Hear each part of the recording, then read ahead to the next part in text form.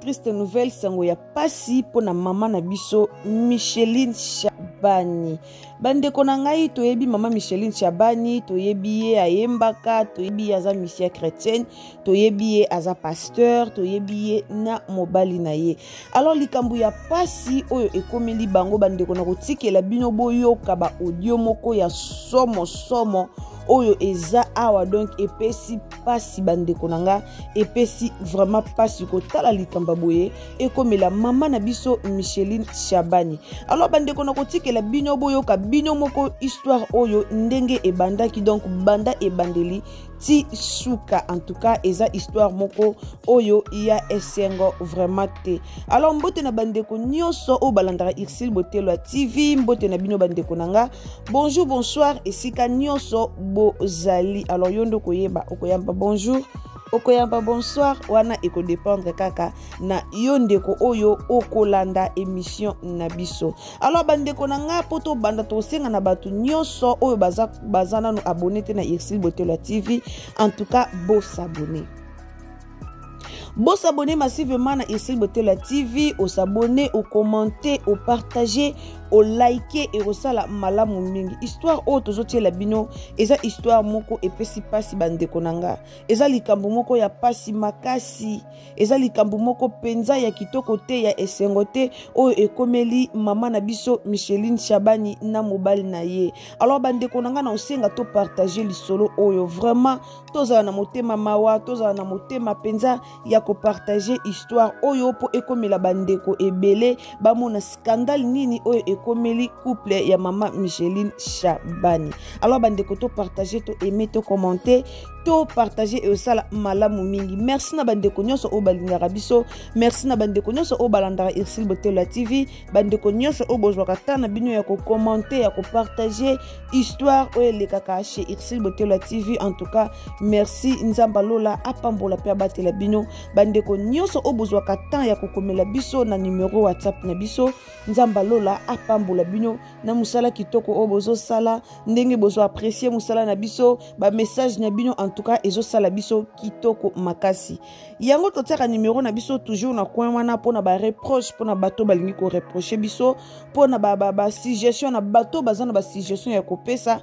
En tout cas ekozala bienvenue na Irsil Botelwa TV. Bande konanga toyoka likamba pasi oyo ekomeli mama Micheline Chabani. Mboka na biso eza vraiment malamu te. To landa na bokebi nyonso to bosa na ba j'aime te ba commentaire te ba like te e osala malamu mingi. Alors to landa histoire oyo na bokebi nyonso to partager na bandeko na yo, partager na ba collègue na yo, partager na ba ami à WhatsApp, partager na ba messenger, partager sur Facebook, partager na ba statut.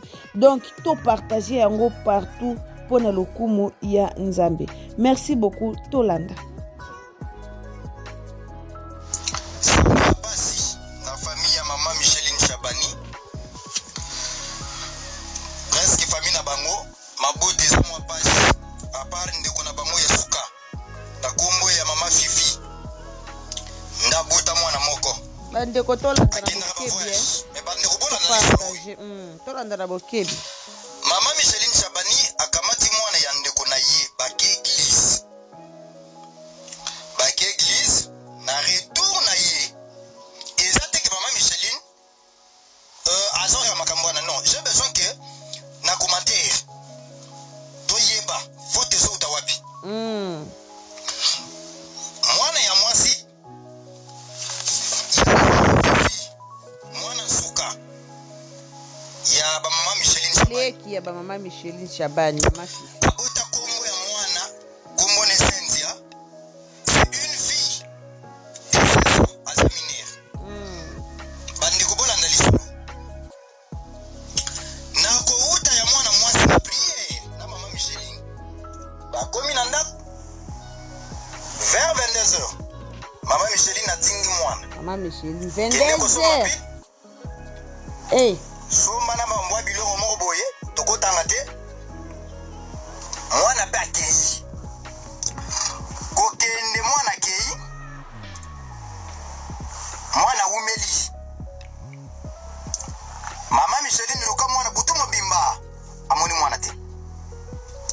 j'aime bandeko. La petite fille, au nom de Cynthia, Baluki Boutou Mobimba, Babengi Libota na bango, c'est une histoire vraie.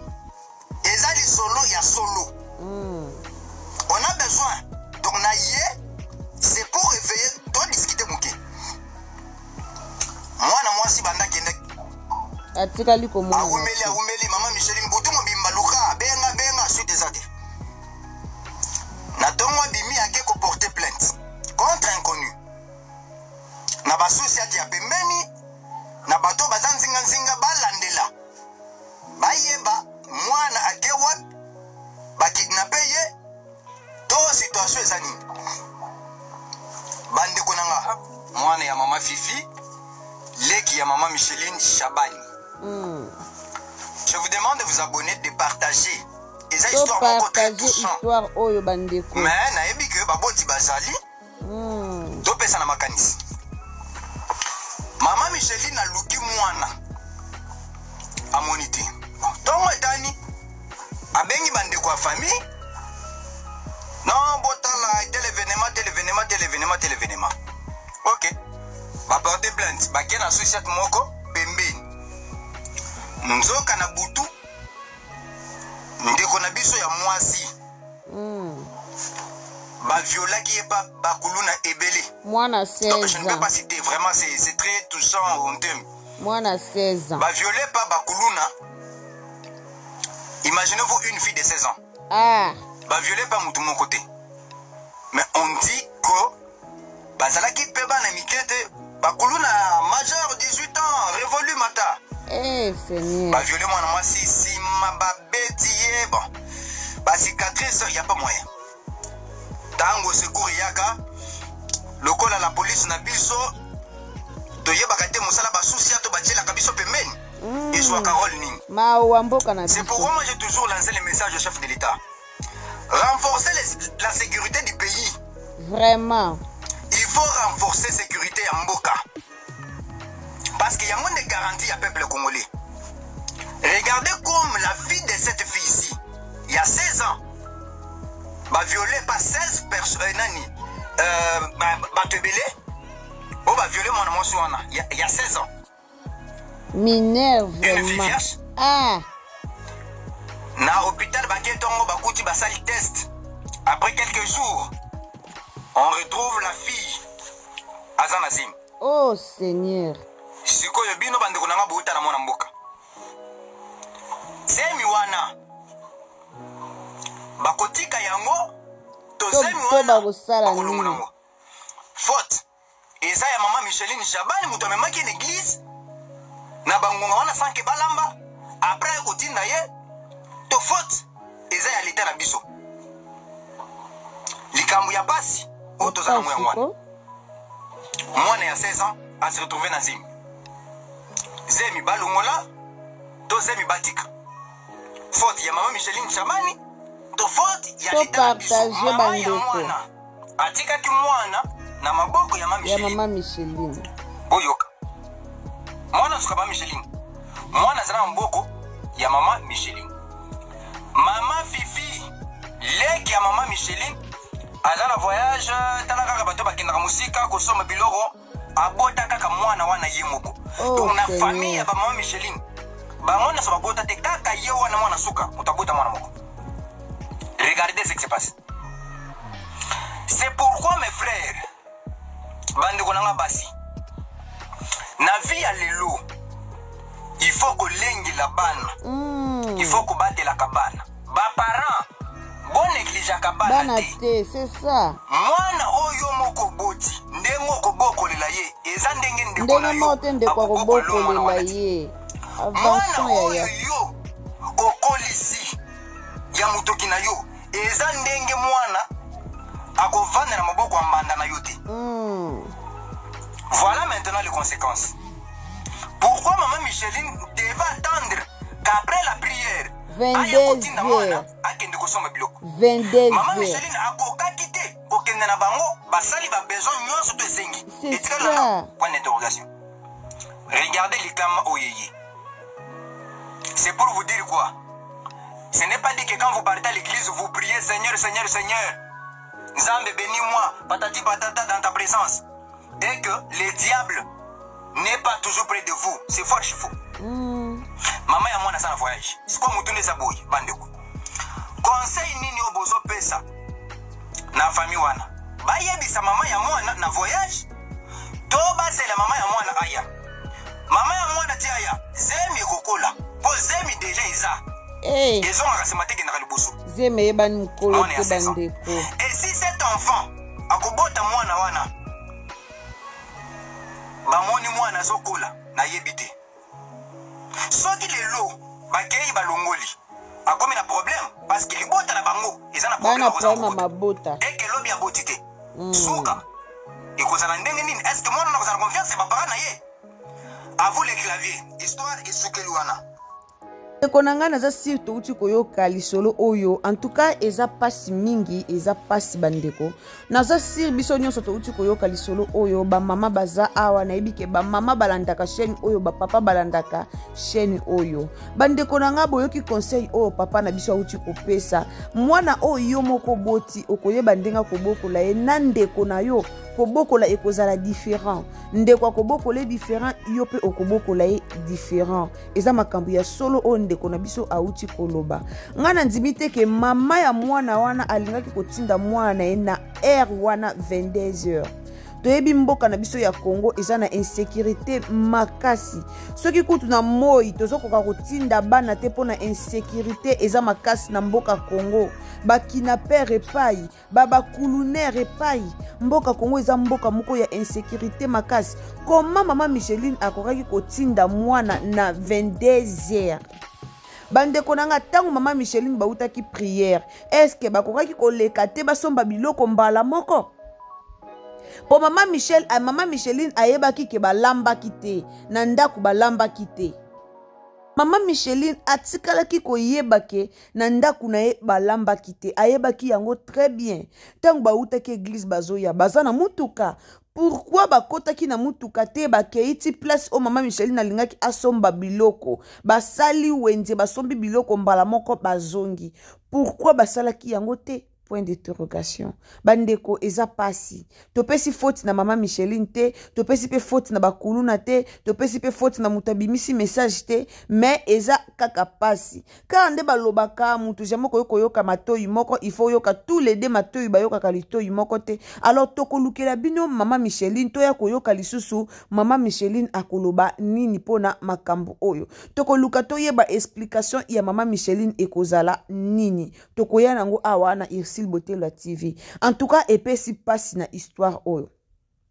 Pona ngai conseil na kopesa na famille wana ezaka akebatika mwana abota balongola ka mwana zemi te kolongola zemi eza péché eza mama na lisumu alors batika ye abota nzamba kosunga mwana wana akokola na kimia nzamba kosunga kobota na epe akobota na kimia eza na bana msu ya ba 13 ans 14 ans bazobota 13 ans 14 ans 15 ans voire même 12 ans kutu bana babota alors akobota na ye eza accident oyeye eza likama oye ekomeli bango na nzela ya bakuluner alors batika ye akobota na ye akobota alors conseil na ba mama en tout cas boye bakobatela bana biso na bandako ba mama boye bakobatela ba jeune fille boye bakobatela bana basi mwana ya mwasi batindaka ye na air tardif te mwana ya mwasi kokotinda na ba air wana te 22h za déjà air tardif à partir ya 19h batindaka biso mwana ya mwasi te mboka na biso za ya kobeba mboka Congo eza ya kobeba bakuluna baotambolaka partout